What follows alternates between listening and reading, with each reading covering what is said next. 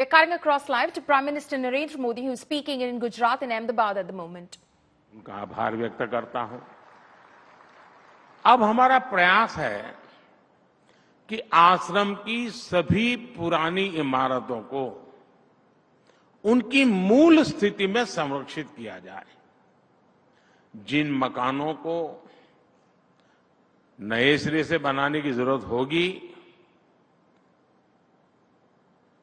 मेरी तो कोशिश ऐसी कि जरूरत पड़े ही नहीं, जो कुछ भी होगा इसी में करना है। मुझे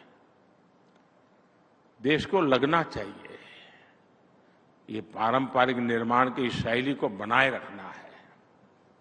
आने वाले समय में ये पुनर्निर्माण देश और विदेश के लोगों में एक नया आकर्षण पैदा करेगा। साथियों, आजादी के बाद जो सरकारें रहीं, उनमें देश की ऐसी विरासत को बचाने की ना सोच थी और ना ही राजनीतिक इच्छा शक्ति थी। एक तो विदेशी दृष्टि से भारत को देखने की आदत थी और दूसरी तुष्टीकरण की मजबूरी थी, जिसकी वजह से भारत की विरासत, हमारी महान धरोहर ऐसे ही तबाह होती गई। अतिक्रमण, अस्वच्छता, अव्यवस्था, इन सभी ने हमारी विरासतों को घेर लिया था। मैं काशी का सांसद हूं, मैं काशी का आपको उदाहरण देता हूं। वहां 10 साल पहले क्या स्थिति थी पूरा देश जानता है, लेकिन जब सरकार ने इच्छा शक्ति दिखाई तो लोगों ने भी सहयोग किया और काशी विश्वनाथ धाम के पुनर्निर्माण के लिए 12 एकड़ जमीन निकल गई। आज उसी जमीन पर म्यूजियम, फूड कोर्ट, मुमुक्षु भवन, गेस्ट हाउस, मंदिर चौक, एम्पोरियम, यात्री सुविधा के तरह अनेक प्रकार की सुविधाएं विकसित हो गई है।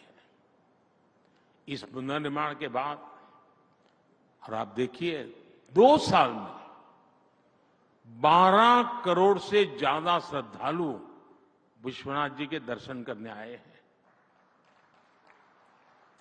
इसी तरह अयोध्या में श्री राम जन्मभूमि के विस्तारीकरण के लिए हमने 200 एकड़ जमीन को मुक्त कराया। इस जमीन पर भी पहले बहुत सघन कंस्ट्रक्शन था।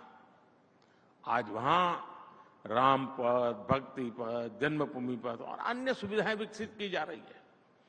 अयोध्या में भी पिछले 50 दिन में 1 करोड़ से ज्यादा श्रद्धालु भगवान श्री राम के दर्शन कर चुके हैं।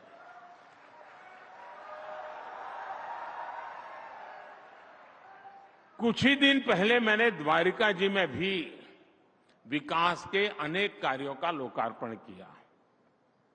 वैसे साथियों, देश को अपनी विरासत को सहेजने का मार्ग एक तरह से यहां गुजरात की धरती ने दिखाया था। याद कीजिए, सरदार साहब के नेतृत्व में सोमनाथ मंदिर का जीर्णोद्धार अपने आप में बहुत ही ऐतिहासिक घटना थी। गुजरात अपने आप में ऐसी अनेकों विरासत को संभाले हुए है। ये अहमदाबाद शहर वर्ल्ड हेरिटेज सिटी है। रानी की वाव, चांपानेर और धौलावीरा भी वर्ल्ड हेरिटेज में गिने जाते हैं। हजारों वर्ष पुराने पोर्ट सिटी लोथल की चर्चा दुनिया भर में है। गिरनार का विकास हो, पावागढ़, मोढेरा, अंबाजी, ऐसे सभी महत्वपूर्ण स्थलों में अपनी विरासत को समृद्ध करने वाले काम किए गए हैं। साथियों, हमने स्वतंत्रता संग्राम से जुड़ी विरासत के लिए राष्ट्रीय प्रेरणा से जुड़े अपने स्थानों के लिए भी विकास का अभियान चलाया है। हमने दिल्ली में आपने देखा होगा एक राजपथ हुआ करता था। हमने राजपथ को कर्तव्य पथ के रूप में विकसित करने का काम किया। हमने कर्तव्य पथ पर नेताजी सुभाष चंद्र बोस की प्रतिमा स्थापित की। हमने अंडमान निकोबार द्वीप समूह में स्वतंत्रता संग्राम और नेताजी से जुड़े स्थानों का विकास किया, उन्हें सही पहचान भी दी। हमने बाबा साहब आम्बेडकर से जुड़े स्थानों का भी पंच तीर्थ के रूप में विकास किया। यहां एकता नगर में सरदार वल्लभ भाई पटेल स्टैच्यू ऑफ यूनिटी आज पूरी दुनिया के लिए आकर्षण का केंद्र बन गई है। आज लाखों लोग सरदार पटेल जी को नमन करने वहां जाते हैं। आप दांडी देखेंगे वो कितना बदल दिया है। हजारों लोग दांडी जाते हैं आज। अब साबरमती आश्रम का विकास और विस्तार इस दिशा में एक और बड़ा कदम है। साथियों, भविष्य में आने वाली पीढ़ियां यहां इस आश्रम में आने वाले लोग यहां आकर ये समझ पाएंगे कि साबरमती के संत ने कैसे चरखे की ताकत से देश के जन मन को आंदोलित कर दिया था, देश के जनमन को चेतनवंत बना दिया था, और जो आजादी के अनेक प्रवाह चल रहे थे उस प्रवाह को गति देने का काम कर दिया था। सदियों की गुलामी के कारण जो देश हताशा का शिकार हो रहा था, उसमें बापू ने जन आंदोलन खड़ा करके एक नई आशा भरी थी, नया विश्वास भरा था। आज भी उनका विजन हमारे देश को उज्जवल भविष्य के लिए एक स्पष्ट दिशा दिखाता है।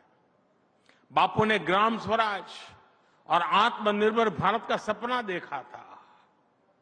अब आप देखिए, हम वोकल फॉर लोकल की चर्चा करते हैं। आधुनिक लोगों की समझ में आए इसलिए शब्द प्रयोग कुछ भी हो, लेकिन मूलतः तो वो गांधी जी की स्वदेशी की भावना है। और क्या है? आत्मनिर्भर भारत की महात्मा गांधी जी की जो संकल्पना थी वही तो है उसमें।